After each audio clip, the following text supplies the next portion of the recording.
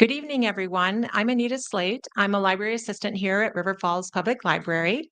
We are so excited to welcome two authors tonight instead of just one. If you are watching this event online, you can write in your questions into the comment section and we'll get to them at the end. And same for live here. If you have questions, try to hang on to them. Um, those in this room, silence your phones if you haven't already done so. Chapter 2 Books is here to also sell copies of their books at the end, so please stick around. Mindy Mejia, I actually met at BoucherCon about a year or so ago. Um, and it was lovely. There was like a Minnesota tea thing going on, and we got to sit at her table. So it was very fun. She's a USA Today bestselling author of To Catch a Storm that just came out recently. An internationally acclaimed thriller writer, she is known for mixing compelling characters with page-turning suspense against the backdrop of the U.S. Midwest. Previous titles include Everything You Want Me to Be, Leave No Trace, and Strike Me Down. Her books have been chosen as a People's Best New Books pick and listed in the Wall Street Journal's Best New Mysteries. To Catch a Storm is the start of her first series, and I believe the next book is coming out August, hopefully. She's a CPA and a graduate of Hamline University in the Fine Arts program, and she lives and works in the Twin Cities. Joshua, on the end, Joshua Moehling is the author of the Ben Packard Mysteries. His 2022 debut, And There He Kept Her, was a 23 Lammy Award nominee for Best Mystery, selected as the Best Mystery June 2022 by both Apple and Amazon editors, and was Barnes & Noble's Our Monthly Pick in January 23. His second book, Where the Dead Sleep, just published in August and has been reviewed by the New York Times, the Associated Press, and many more. Where the Dead Sleep is also Target's January 24 book club selection, which I just realized today. The book got high praise from author William Kent Krieger, who says, with Where the Dead Sleep, Joshua Moehling solidifies his place as one of the best new voices in the mystery genre. Josh grew up as an Army brat and moved all over the US and Germany with his mother, I believe. After attending college in South Dakota and Mankato, he moved to Minneapolis and began a career in the medical device industry. So please give a warm welcome to Mindy Mejia and Joshua Moehling. So I wanted to start out a little bit of background before you got to Catch a Storm. Tell us about the first book, The Dragon Keeper, and then also Everything You Want Me to Be, which I loved. So start with those couple. Sure, yeah. Yeah. And The Dragon Keeper was my first baby, my first book baby. I was teaching myself how to write books with that book. I happened to be in London on business and came across a newspaper article in the paper over there. This is 2006. That's how old I am. And it was a story about a Komodo dragon that had a virgin birth at the Chester Zoo in London. And I was fascinated by it. I had no idea that dragons could have virgin births. I didn't know that was a thing. I didn't know anything about Komodo dragons, but I couldn't stop thinking about that story. And I didn't think I was going to write anything about it at the time, but I got home from the trip and I had stolen the article. I mean, I straight up stole the newspaper from that hotel and just kept reading it and reading it. And finally realized that the only way to get this out of my head was to make a book out of it. So I started writing this book about a zookeeper and the dragon that she loves, then that is trapped kind of by the consequences of its own miracle. So that's where that book came from. That was my first published book, and then I made a slight pivot into mysteries and thrillers with Everything You Want Me to Be, which was my second book. That one was about a teenage girl who is found stabbed to death on the opening night of her high school play. So feel good book.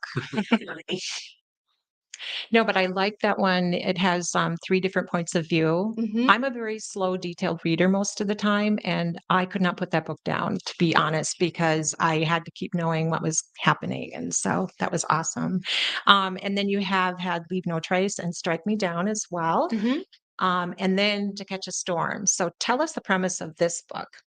Yeah, so in a nutshell, To Catch a Storm is about a scientist and a psychic who reluctantly team up to solve two missing persons cases during an ice storm in Iowa.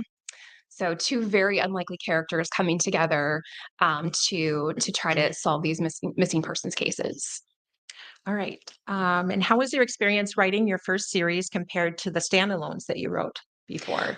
Harder than I thought it would be. When I was writing standalones, my first 4 books, I had the impression that writing a series would be easier, because I like, oh, I already know the characters, I already know the world. But it was a very awkward process to sit down for book 2, which is coming out next summer, to say, okay, well, what does the reader know now? I'm used to the reader just coming in blank like me, and I get to introduce everything and start over. And I had a hard time because the characters, they've learned a lot of lessons in book 1, and so I was like, well, how do we do in book 2? We already did the internal character arc.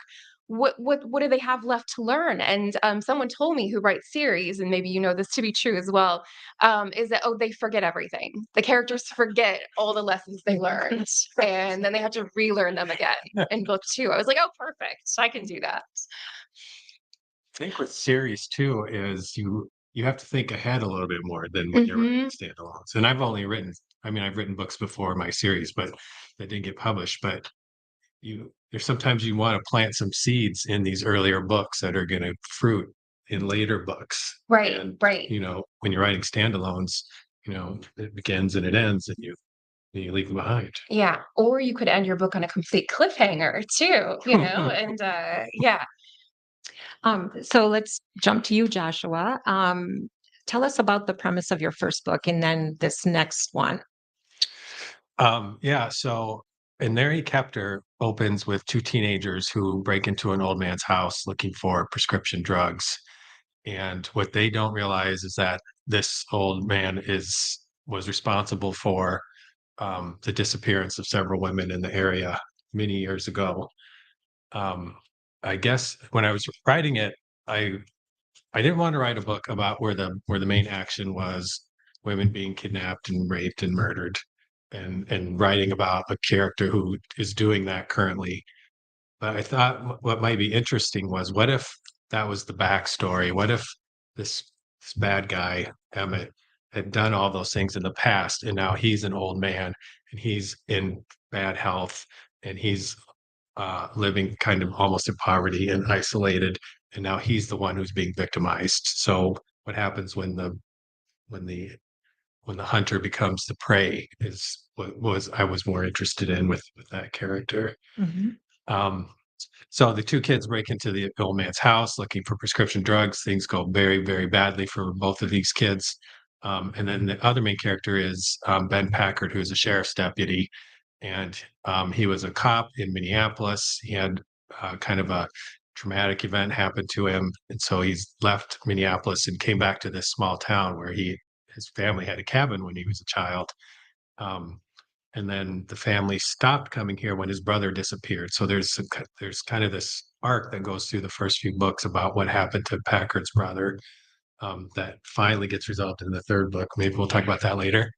Um, Mhm. and then the other thing about Packard is he's a gay man. So I was interested in this idea of a gay man working in law enforcement in a small town and what that would be like. So put those things together and you have In There You Kept Her.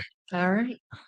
Um, I actually stumbled on Marianne Grossman's Pioneer Press article on you when I think the second book maybe came out. No, The first one. the first one. Yep.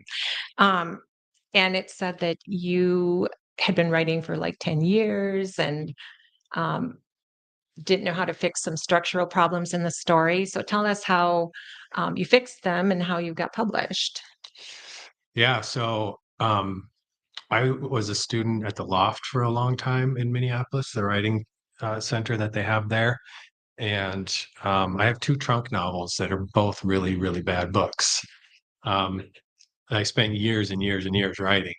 And the second one, um, Ben Packard was actually born in that second book, and he didn't have a main role. He was just a very small character, but um, it was set in Sandy Lake, where the two books that I published are set.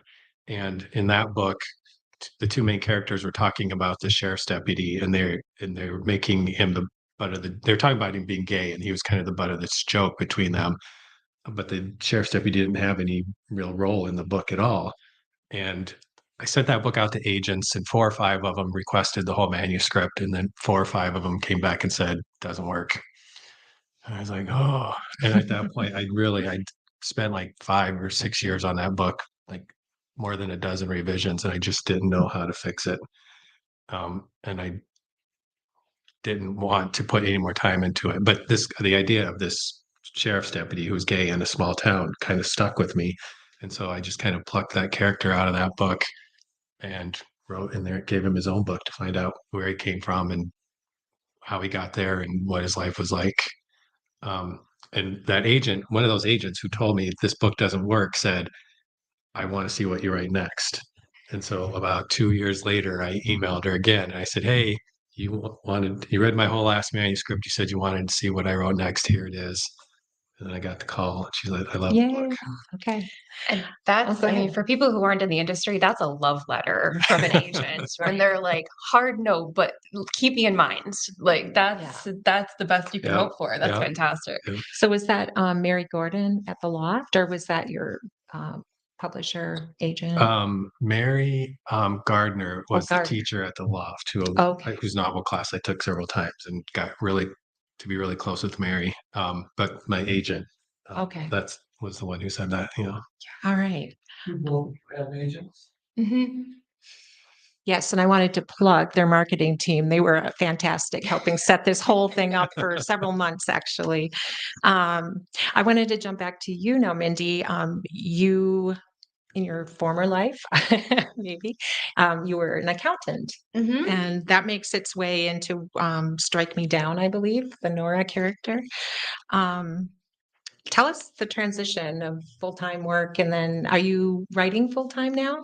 I still work in finance full time. Oh, okay. So I had a few years when I was only writing full time, and then kind of was working tax season and writing the rest of the year. And now I'm in finance full time again. So my best writing time right now is on my lunch breaks. I don't know how you do it. I don't either. It's great. It's a really great stress reliever for the day to Okay. just go hop into my fictional world for an hour before going back to my desk. Okay. I wanted to also talk about Leave No Trace. I believe that was a Barry Award nominee, which is a mystery award if you don't know the mystery world. But and then it also has a Boundary Waters backdrop, Mhm. which is nice. I like Boundary Water backdrops. Yes, So yeah. um, tell us a little bit about those two books. I don't know that we got to those two. Yeah, definitely. Well, Leave No Trace was the book that I wrote after Everything You Want Me to Be. That was my third book, and that it was inspired by a story that I had read about a man and his son who, well, it was a man during the Vietnam War who an explosive killed most of his family in the village that he lived in Vietnam. So he scooped up his infant son and ran with him into the jungle, and they lived there for over 40 years with no contact with the outside world until 2013 when I came across this story. And that's when relatives became aware that they were out there, made contact, and brought them back to civilization. And the son at this point was in his 40s. And I was, again, with me and my, just can't stop thinking about something, was just thinking about this son, this man, this full grown man, who obviously was very skilled. They cultivated their own crops, they hunted their own food, built their own shelter, but he had very little language and no concept of the outside world. And I just kept thinking, what would that be like? To live half of your life with no idea that any of this exists. So as a Minnesotan, though, I wanted to see if that story could be transposed here. Is there any way that something like that could happen here? And the first place that came to mind was the Boundary Waters, for a family to potentially disappear. And it's, I mean, nationally renowned. I've been to book festivals all over the country, and when I ask them if they've heard of the Boundary Waters, 3/4 of the room will put their hands up. It's just a famous area. So, yeah, my Leave No Trace was about Josiah and Lucas Blackthorne, who go camping in the Boundary Waters and disappear. Their campsite is found ravaged by what looks like a bear. And it's not until 10 years later that the son emerges, that they realize that they're still alive, or at least the son is still alive. So he is taken to a mental health facility where a speech therapist on staff has to try to make a connection with him and figure out what happened to him, where he's been for the last decade, and what happened to his father. So that was Leave No Trace. That was it was a really fun book to write because I did have to go to the Boundary Waters to research it. I'd never been before, and I fell in love. I can't wait to take my kids someday. Um, and it was also set in Duluth as well, which is a city that I love visiting. My sister lives there, so it's a city close to my heart. Um, and then after that, I wrote Strike Me Down, which, as you mentioned, I'm an accountant and kind of writing thrillers and working in accounting. I have these two very separate groups of friends. And my thriller writer friends, had no idea what I was talking about when I said I was an accountant. They were like, "Oh, numbers. Okay, yeah." And my accounting friends were like, "You write annual reports? Like what do you write?" And I was like, "No, no, actually fiction." So they and for so long, these people acted like they had nothing in common, like they were so mysterious to each other that it became a challenge to myself to really prove that accounting and thrillers could share territory. So that's what Strike Me Down was. It's about a forensic accountant who is hired to find $20 million in prize money that's gone missing from a kickboxing tournament in Minneapolis. And finding out what happened to the money could cost her life. Obviously, it's a thriller. So that was a really fun one to write. It came out in April of 2020, though. So we had a whole book tour set up, and it was going to be great. And it turned into just me on a Zoom in my pajamas, drinking wine by myself in my dining room. It was a fun way to go, but an interesting launch for that book. All right. So just like Boundary Waters was important in that one book, tell us about Sandy Lake. That's a big setting in your books. So It's completely fictional. And whenever anybody asks me where in Minnesota it is, I always say it's wherever I want it to be. It moves around depending on what geographic features and terrain that I need. But no, it's mostly it's north central Minnesota. It's not the Arrowhead, it's not the Boundary Waters or Ely. It's not as far as North Dakota. It's kind of straight up north, maybe a little bit to the west. Right. Maybe. Yeah. Um, and yeah, like I said, it's completely fictional and it's kind of just an amalgam of every small town that I've ever been in. Um, my my dad grew up and we spent our summers with our dad in a very small town in South Dakota, like population 1,000 people. And I went to college in a small town in South Dakota in Vermilion. And we have a cabin in a small town in Wisconsin near Amory. Um, and so, yeah, I've always been fascinated by the choice to stay or leave a small town.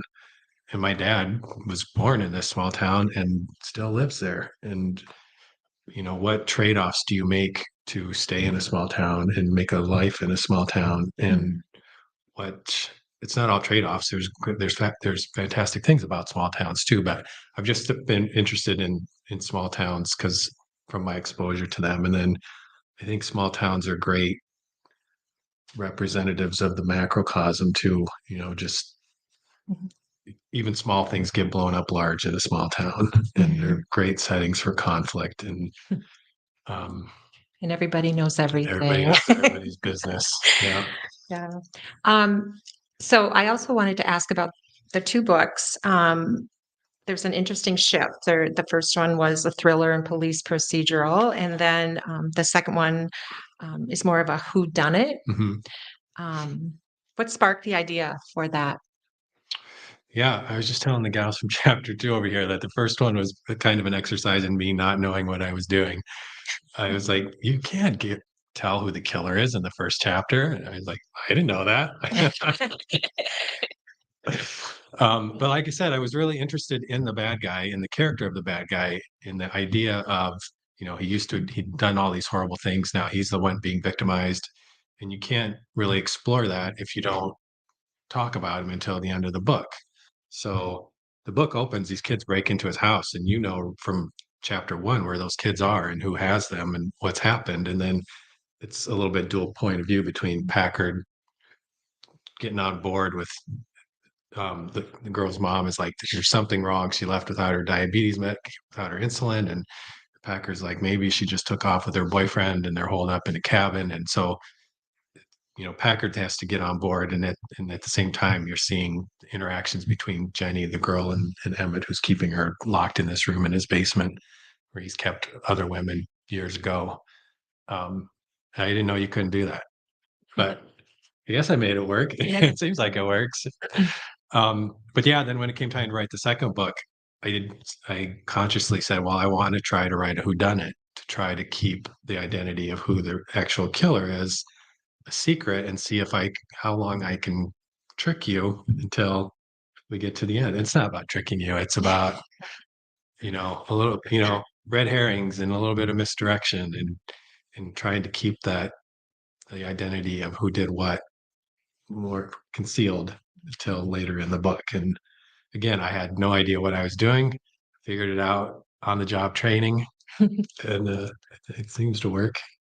How many edits do each of you kind of need before it's ready, like to send to somebody? Yeah, as many as I can fit in before the deadline. Okay. Do you both have contracts then? Yeah. Yeah. Okay. They say you spend your whole life writing your first novel. And yeah, and they kept her probably, I spent 5 years on that book and probably rewrote it 15 times. But then I have a contract and then they want a book a year later. Mm-hmm. And so I had a little bit of a runway because it took like almost 2.5 years for the first book to come out. So I was working on the second book before the first one ever came out. But yeah, you don't have as much time after that first book comes No. out. Well, one of the things that I found interesting, a lot of reviewers have been charmed by the humor in your books. So tell us a little bit about the little jabs you put in there. And um, I don't know. I find that very flattering. I'm glad people think I'm funny. My partner probably just doesn't think I'm funny. I'm glad somebody laughs at my jokes. Yeah, I think humor in a thriller is nice to balance out all the dark stuff. And it's a good way to round out a character to give them a sense of humor. And so I don't know. That's just what I try to bring to the story. um, I'm just so interested in your psychic detective and the physicist. Mhm. Tell us more about Eve and Jonah, Jonah and Eve. Yeah.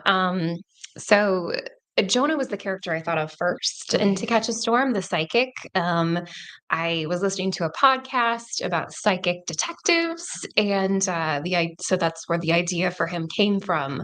Um, I'm a bit of a skeptic when it comes to psychics. I, usually think they're garbage people running easy cons. But there's always the possibility, right? There's always the possibility that someone out there is genuine.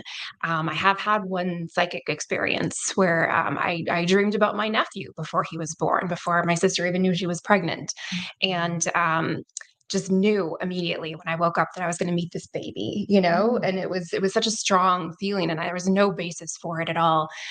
So I that nugget, that kind of idea that this could be out there, that it could be real, things we don't understand can be true. So that was the idea for Jonah, a man who dreams of lost people and wakes up to find them.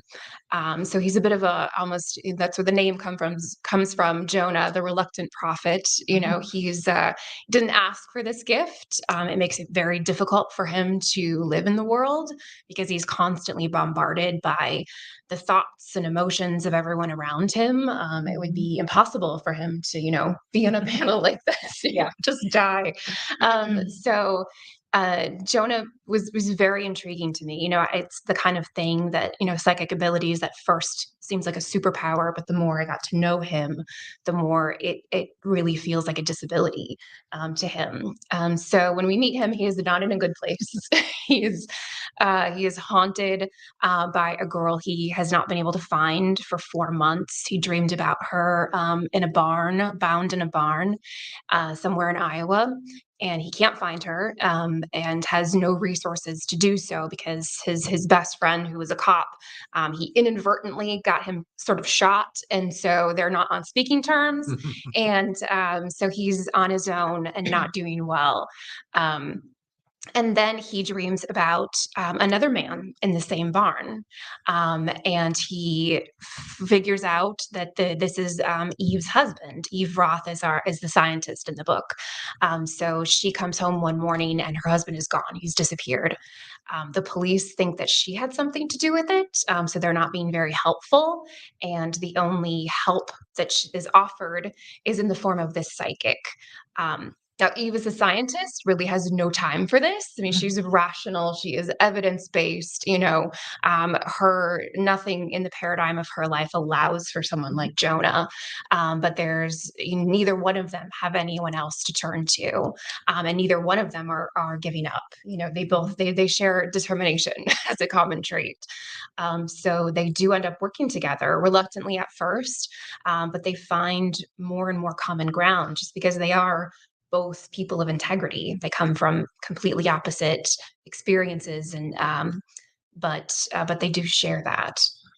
I also was intrigued by she has a very big fixation on the atmosphere and things that change and storms and clouds and how much research did it take to do some of that stuff, right? Some of that stuff. Yeah, she's an atmospheric physicist. So she's concerned with, climate and weather patterns. And she's a storm chaser. She's got this $3.2 million mobile air lab. She flies into storms. She's a bit of a badass. And I did research on the atmospheric physics side, also just on general physics.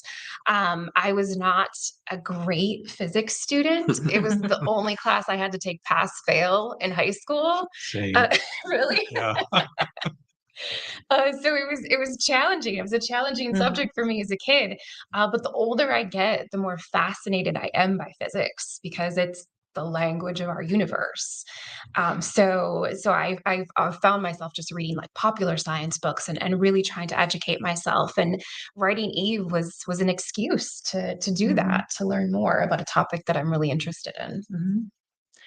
All right. You also wrote this novel during COVID. Describe that, and you also have World of Hurt coming out. Talk about the differences between that. Yes. So I was working on To Catch a Storm during the pandemic when everything shut down. My children were in elementary school. They were home all of a sudden. I was teaching them all of a sudden and had nowhere that I could really write. My office was unusable. So I was writing in parking lots in my car for a long time. I was that creeper in the parking lot that, just hopes nobody calls the cops on her until my good friends who happened to be sitting in the front row here offered me a room in their house to write in. And that was a lifeline. It was everything that I could have ever needed. So I found a room to write in, thanks to Nick and Melanie Lively, and that's how I finished the book and actually started the next one. So that the next book, A World of Hurt, actually does take place during the pandemic.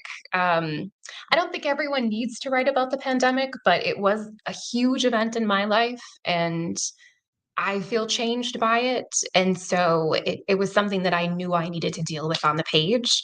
And so that's book two in this story is two side characters in this book are taking up the story in book two. And it all happens during the height of the pandemic in August 2020. Both of you have traveled a little bit. You said you would travel a lot with your mom. Are some of those places going to show up in future books, do you think? Hmm, that's a good question. Um, yeah, I mean, it's a good excuse for a tax write-off, right? You go on vacation, Go you visit, call they it can, yeah. research, and then say, put it in your next book. It's something I've been thinking about. One of the things I think about writing a series with a sheriff's deputy in a very small town is, how many books can you have before the population dwindles to the point where there's nobody left Yeah. to kill or to Or save. Sullivan, yeah. um, yeah, I was like, well, what if I wrote a book about sent Ben Packard on the road? One thing I was thinking about is I'm a big cyclist and I've done RAGBRAI a few years. And so maybe I need to set a book in Iowa like Mhm, Mindy mhm. and have Packard like ride his bike across Iowa and somebody gets murdered on RAGBRAI or something like That would be That would be cool. that. fantastic. Nobody else heard that, right? No other author. Yeah, it's my idea. You can't steal it. Now, I know you have lived mostly in Minnesota, but Mhm, you have also lived in Iowa, right? mhm. And a stint in Ireland, is that right? Yes, yeah. Okay. Wow, you Um, did research. well, I try to. So tell us, do you think anything Irish is going to come out of, one of your books one of these times? I don't know, potentially. I love Ireland, and it's such a great place. I'm happier murdering people in Minnesota than I am in Ireland. You know, it's Okay. yeah, and I mean there are so there. I mean we've got Catherine Ryan Howard. I mean there's some fantastic Irish Hmm. crime writers out there that Hmm. do it so well that Yeah. I would I'd hesitate to. That's a good segue because we are going to have Erin Hart and Patty O'Brien here in March Yes. around Hmm. St. Patrick's Day. So put Hmm. that on your calendar right now. Um, I also read that you scribbled tons of little things when you were little, and it never, like your writing never came to fruition until you went to Hamlet. Hmm. Tell us how that changed everything for you as far as writing. Yeah, yeah. I mean, similar to you, I spent years writing books that are never going to see the light of day, or trying to write books that are never going to see the light of day. Ideas that I had that I could take to a certain point, and then I just didn't have the tools to execute and finish them. So that it really was instrumental for me to go back to school and to get a writing degree. It's not necessary for every writer, but it was for me to get the tools to learn how to sustain a narrative for 300 pages, Mhm. 80,000 plus words. Um, and that's where The Dragon Keeper was born. I wrote that book while I was in the program there, and so yeah, it was important for me to learn how to write good books. Okay. Um, I'm assuming, well, same with you at the loft or anywhere that you have good people around you and can Mhm. nudge you along. And we've had a lot of authors here that have gone through the loft, and um, I've heard nothing but good things about it. So, um, what do you do when you're not writing? I know you're a busy mom as well, right? Mhm. Okay. Um, do you things other people that you read, do you I mean, or even movies that you watch, do you get ideas from those kind of things? Like what sparks an interest in another storyline, or where do you get your ideas? Yeah, I mean, for me, it's not as usually as much TV or movies. I don't have a lot of time for that, but I love. Imagine I'm a that. podcast junkie because you can Yeah. do it while you're doing laundry or driving somewhere. You Mhm. can multitask.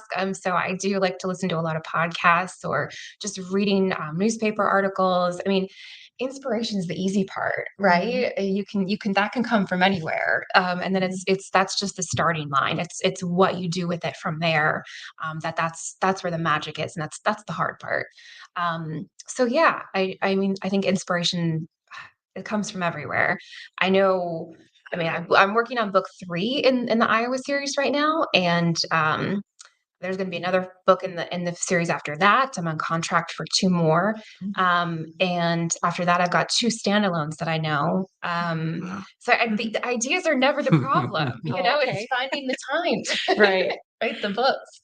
So Josh, I know music was a big part of Where the Dead Sleep. So Yeah. tell us about your music that you like. Yeah, I mean, music, I've just been obsessed with music since I was a kid and alone in my bedroom as a teenager with the headphones on, just listening to music all the time. When I first moved to the Twin Cities, I didn't know anybody, and so I would just go to First Avenue. I was young back then. I could go to First Avenue 3, 4 nights in a row, drink, and still get up and go to work the next morning. I saw some amazing bands in the early '90s at First Avenue and in the entry. And my partner plays guitar and is a big musician and loves music too. And so, yeah, music's just a huge part of my life. And so I think it just makes sense that it made its way into the books. Do you think about your characters in terms of playlists or what they listen to? Do you ever? Yeah, I think the problem I have with Packard is that I always say Packard is taller than me, better looking than me, and a decade younger than me. And so I want to give Packard all my taste in music, but he's 10 years younger than me. So there would probably be a little bit of overlap. But so I have to think of my sister, who is 10 years younger than me, and figure out kind of what she likes and what she would have grown up with versus what I would have grown up with. Um, but Packard also has this older brother, and so he has some of his older brother's music and remembers his brother's music. So I blame some of that and put in the stuff that I like. All right. This one is a question for both of you. Your s- your books are contemporary. Have you ever thought of doing historical fiction? I have a book that I want to write about um, that's set in South Dakota when the Pick Sloan Dam plan is coming to effect, and they're starting to dam the Missouri River.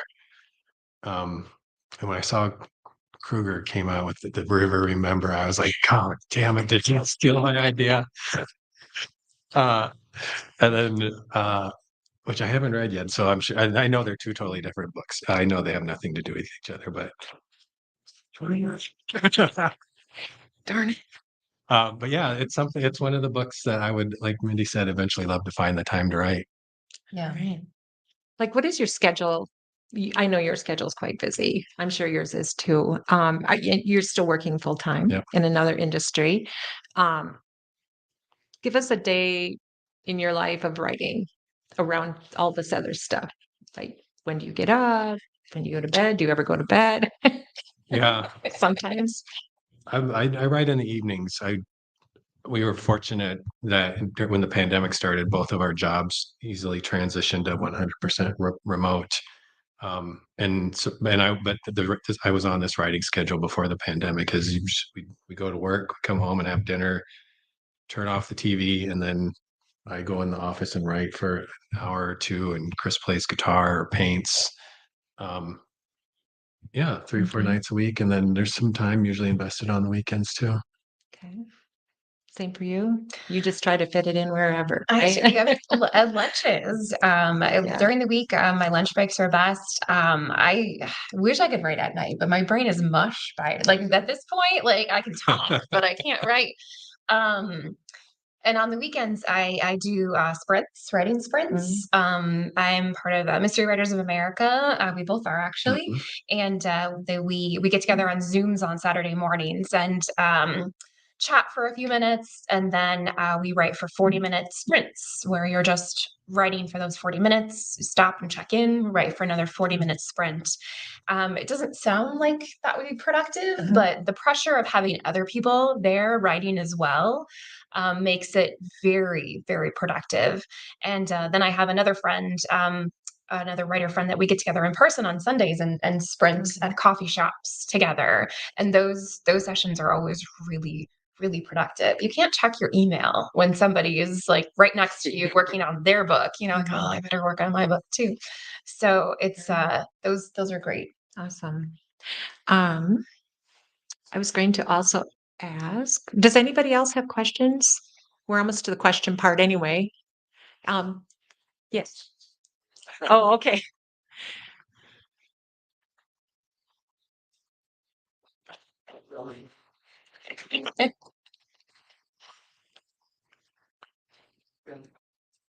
There's no marketing, so they don't. I think that answers your question. That should answer your question.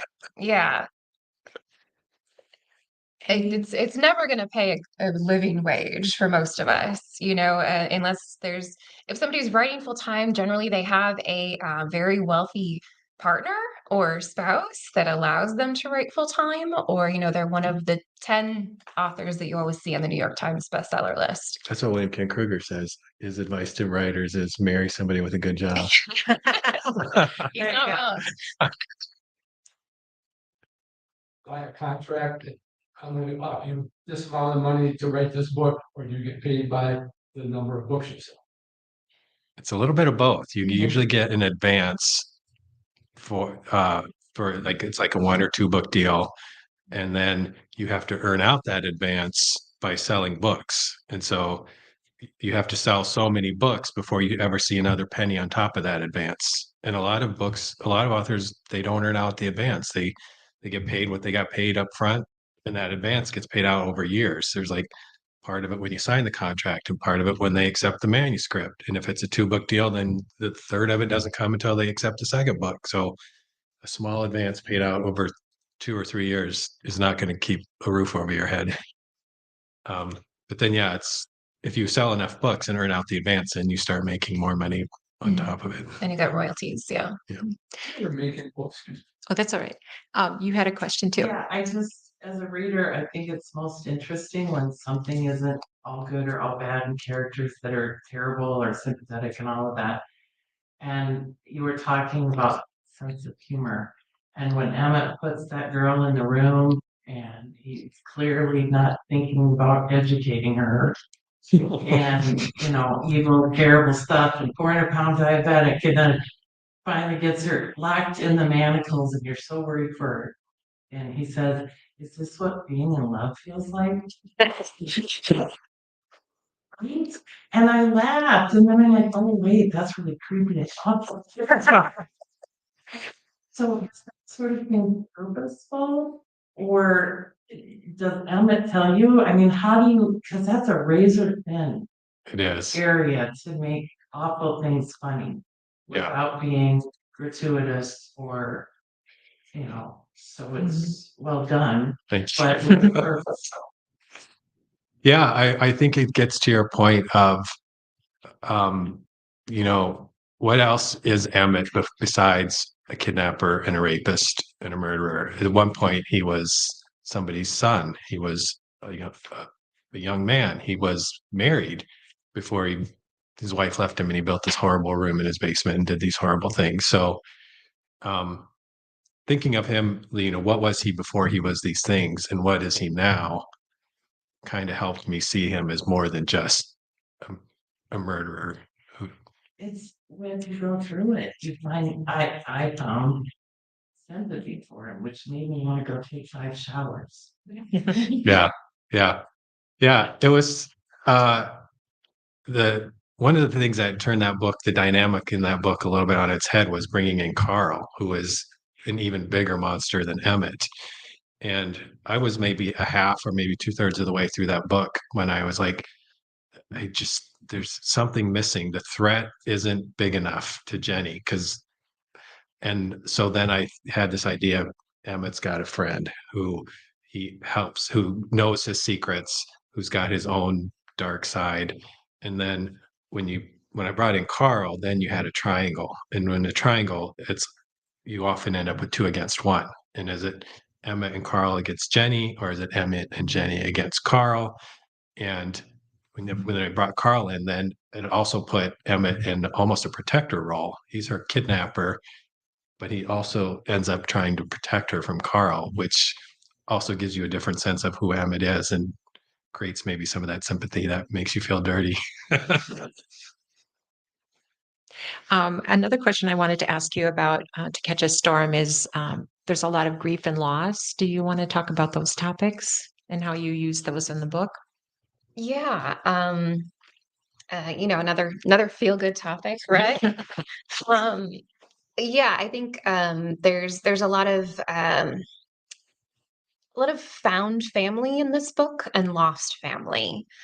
So we have characters that are losing people who are extremely important to them, and then finding, not replacements obviously, but finding other similar people in the world that they can gravitate towards.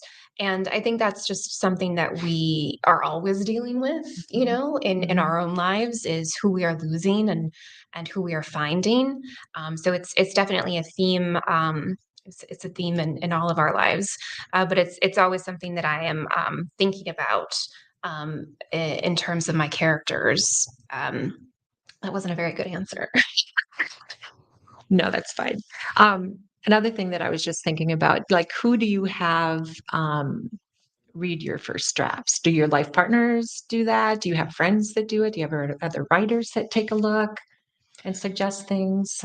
I have a critique partner Okay. that I will trade pages with, but that's been in just the last couple of books actually. That she's been reading those pages first. Okay. She's not a mystery or thriller writer, so she's always horrified by everything I'm writing, and that's fun. But other than that, it's really my agent and my Okay. editor that are Okay. seeing it. Both of you? I don't really like to share the book widely until it's ready, because you only have one first impression, Okay. So I don't like to waste that. Okay. Same for you, pretty much. Yeah, when I was in the loft, I met at taking classes at the loft. I met Gretchen Anthony, who is a Oh, Minnesota author. I don't know if you guys have had her here. Or not. We have not, but we have her books, I She believe. wrote Evergreen Tidings from the Mhm. Baumgartners and The Kids Are Gonna Ask and the Book Haters Book Club. So Gretchen and I are still writing partners, and we meet on Saturdays Okay. and write. And so she ends up reading. She's the first person who reads what I write, and she doesn't write mystery thrillers Mhm. either, and is horrified by the things that I put in my books. Is that a good thing, though? I I mean, think it's a yeah, great balance because because she's really good at character and Mhm. motivation and Yep. like I was writing a 16-year-old girl and Mhm. there I kept her and what I know about 16-year-old girls would fit on a matchbook cover. And so Gretchen was like, a 16-year-old girl wouldn't say Mhm. this or she wouldn't do that. Or so Yeah. it's invaluable feedback to have So somebody else one-on-one like that. feedback. Were you either one of you in like a bigger writing group at any point or no? I Not haven't really? been, no. Okay. No? I've been in a couple with um maybe like 4 people max, but the thing with writing groups is they tend to peter out. There's not everybody is as dedicated and Mhm. is willing to spend as much time for as little Right. reward Right. as some of us. Yeah, And they that's true. they move on to other things. And so Right. but Gretchen, we're both published authors and we're both very Okay. dedicated to it. I had mentioned meeting you at VoucherCon, which, if some of you don't know, it's like the World Mystery Convention, and it was in Minneapolis, not this past year, but the previous fall. Mhm. Yeah, Was that your first VoucherCon for either one of you, or was it not? for me. Yeah. It was. Okay. It's Wasn't very it convenient to awesome? have it right Yes, outside I the back know. door. Yeah. My book had been out for like a month, I think. And Yeah. it's And the there's a biggest lot of, conventions right yeah. here. Right. Yeah. There's a lot of other mystery conferences too that are awesome. Left Coast Crime, Thriller Fest. Cozy Mysteries. There's something out east all the time, the Agatha Awards and all of that. Yeah, but it's really fun to go to if you ever have one near you or you want to fly somewhere Yeah. and just go by yourself and enjoy something like that. It was really fun. My first BoucherCon, I think, was in 2016. It was before Everything You Want Me to Be even came out. My publicist told me I should come to this. I had no Mhm. idea what it was. Mhm. And I didn't know anyone, and I was like, "What am I doing here?" But yeah, I met, that was like the first time I got to meet other mystery and thriller writers, and it's honestly feels like summer camp, It's like for networking. It's the yes, best. Yeah. Yeah. yeah. It's a really great conference. And you Awesome. meet these people whose books you've been reading for years. And Yes. just, and It is it's so fun, amazing. but exhausting, though, It at the is. end of the Yeah, day. it's a long You're day. like, it's such a high, and then, yeah, you crash by Yeah. the evening. So, um, are there any comments online? Questions? Any other questions? Yes. I was just telling Mindy before, I have never been a man. I have no opinions on how women write men. But I have lots of opinions on how men write women. Typically, it's not good. I believe it. Usually they have large breasts and that's what you know. So having heard you, I'm guessing you're gonna say Gretchen. But that snark between the sisters and the second one rings so true. Having been an old lady, I cannot tell you how many of those conversations I've had where you're trying to get the mean girl. Yeah. How do you manage it? That all came from me. Gretchen didn't really have too much on that. I was just thinking of growing up with a narcissist mother and how a narcissist mother often pits the kids against each other to keep them from battling her, or to keep them from building an alliance to stand up to her. And so I just imagine these two sisters who've just been at each other's throats. They've got different personalities, and just yeah. I have great siblings. We don't have a relationship. My mother's not a narcissist either. I want to go on the record for that, but Oh, it's all 100% imagination. Yeah. As they relate to the world in general. It's so refreshing to see a man author write a woman character. So Thank you. well, Appreciate that. Thank you very much. did you have more questions? Okay, go ahead. We've got a little bit of time. All clear the characteristics in a character, or do you base your characters on me or some sports figure or whatever? Okay. Do you do any of that? I don't. I usually I try to find something in common with my characters so that I have a way in, to write them and to identify with them. Eve is very type A. Yep. So that we had that in common. I'm not sure what I had common with Jonah. I guess we both don't like crowds. Um, I just try to find a way into the characters, and then they're not based on people usually that I know. Maybe physically, a description might come from somebody, but the further you write into any character, the more they take on their own life and become their own people, which sounds delusional, and it is. But that's how it works for me anyway. Yeah, I mean, I think Packard has a little bit of my sense of humor, but like I said, we're nothing alike in reality. I do have a character named Kelly, who's the admin in the sheriff's department, who's kind of a badass. She's the actual boss of the sheriff's department, not the sheriff. And I had a coworker, Kelly, at Medtronic, who taught me everything I know. And we just had so much fun working together back when we both were in the office. And Kelly in real life is also the world's biggest Barry Manilow fan. I was just going And to ask you about that. she has seen Barry Manilow in concert over 200 times. Oh my gosh. Like she and her girlfriends will go to Vegas for when he was doing a residency, and they would go to 2 shows a day for 4 days in a row. And so I put that. I was just going to ask I you put about Barry that. Manilow. Barry Manilow's in Kelly, that. Barry Manilow fan in the second book. Is the gal in the book named Kelly? Yeah. Or is it named? Oh, okay. Yeah. And she knows that. Yeah. That's her. Yeah, I told her. I have a picture of her on my Facebook. She's like, "Oh, I'm going to go sign your books since I'm in them." Oh, that's fun. Speaking of signing books, so we're going to do that in a little bit. And if you haven't already picked up some of their books, please support these great authors. Anything else you want to say before we end this conversation? No, just if you haven't read the Ben Packard series yet, definitely start book 1 tonight. please tell me of something horrible in store for Shepherd. I don't know how far out you have to write mysteries, but please tell me there's something. Yeah, I don't know what's going to happen to him, but things are not good in the start of the third book. I don't want to give anything away with the second book, but Packard's in a bad place professionally and kind of personally at the start of the third book, which will be out late this year, early next. So it's a good hook, though, to buy the third book, right? Yeah. And I read all of Mindy's books. I haven't read everything you want me to be, but I read the other 3 that they have there, and they're all fantastic. That's the only one that I have a couple that I have not read yet in the middle there, but that's the only one that you've had 3 different perspectives, right?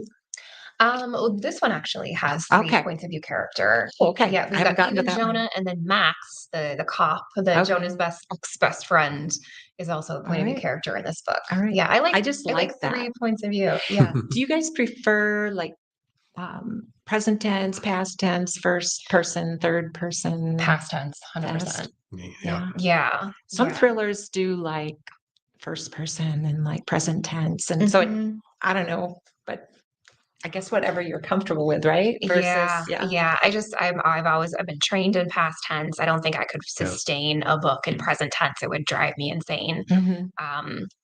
And then who is telling it? How are you? It's a Right. written story. How are you telling it and writing it in present tense? Unless it's an oral story. And then there are books that are kind of an oral format. It's being told told to someone, so that would make sense in present. But still, you're telling Mhm. the narrator is telling about something that has already happened. My brain just explodes when I try Yeah. to think about present Yeah. tense. Yeah, I don't know how people do that either. Do you have any questions? Any more questions? Yes. So history, actually kind of interesting search histories. Yes. Very specialized things you research. What is a weird thing that you found when you were researching for one of your books that would shock and then amaze us all? Oh, I got to John? think. I got to think about, yeah, because I've been so deep in the third book.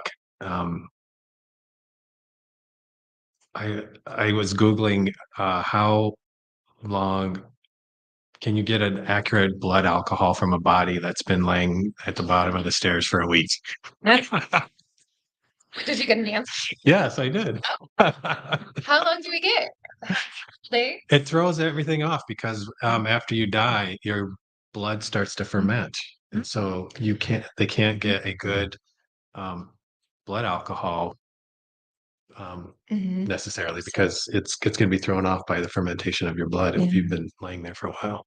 Do you ever use actual people like know a coroner or two, or like, you know what I mean? Yeah. It helps to know live people that do that for a Mhm. living, right? It wasn't something I Googled, but yeah, I did hear the Minneapolis medical examiner speak, and he actually taught me about livor mortis, which is also a fun fact. So when a body, when the heart stops beating, when the blood stops circulating, the blood